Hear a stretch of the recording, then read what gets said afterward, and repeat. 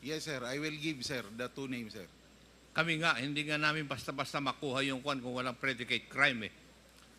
I will provide the two names, sir. Yes, Because provide it.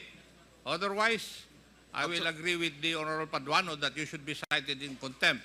Kasi sinagot mo yung katanungan sa katanungan ni Honorable Rodriguez, Gutierrez kanina. Yes. sir, Ikaw ang nag-volunteer nun na yung kwan ni Mr. Espinosa, ang transaction is worth 5 billion. can I explain a little, sir?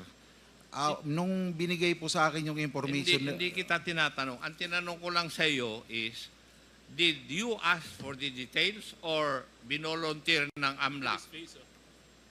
it was voluntarily given to me because mayroon po silang binigay na documents on the scheme of the money laundering.